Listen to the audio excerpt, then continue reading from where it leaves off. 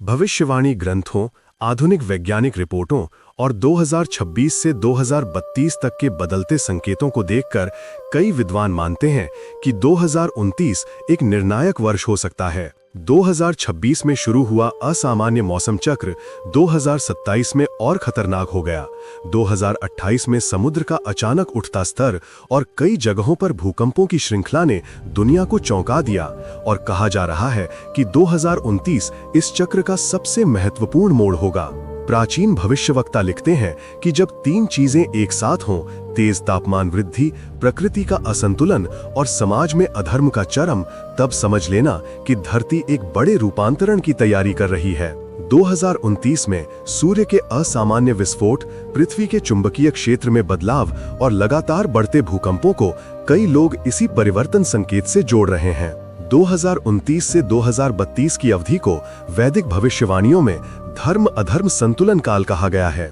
एक ऐसा समय जब मनुष्य के कर्म प्रकृति के उत्तर को तय करेंगे। समाज में बढ़ता तनाव, परिवारों का टूटना, नशे और मानसिक बीमारियों में उछाल, युवाओं का गलत दिशा में जाना, राजनीति और सत्ता में भ्रष्टाचार, ये सब वो संकेत हैं जिन्हें ग्रंथों ने काली युग के अंतिम चरण के रूप में लिखा था। 2029 में समुद्रों की हलचल, ग्लेशियरों का तेजी से टूटना, ज्वालामुखियों का अचानक सक्रिय होना और दुनिया भर के मौसम का अनियंत्रित रूप, ये सब दुनिया को संदेश दे रहा है कि समय बदल रहा है। कई संतों ने कहा है कि 2029 ऐसा वर्ष होगा जब मानवता को ये निर्णय लेना पड़ेगा कि वो विनाश की ओर जाएगी या धर्म की ओर लौटेगी। 2030 से 2032 तक का समय मानवता के भाग्य को बदल सकता है।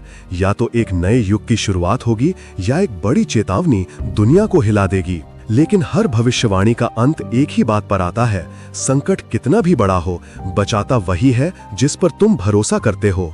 और इसीलिए कहा गया है कि इस उथल पुथल भरे समय में मानवता को एक ही नाव पार लगा सकती है, राम नाम। चाहे 2029 में कितना भी अंधकार क्यों ना आए, जो ईश्वर से जुड़े रहेंगे वही सुरक्षित रहेंगे, क्योंकि अंत में यही सत्य है।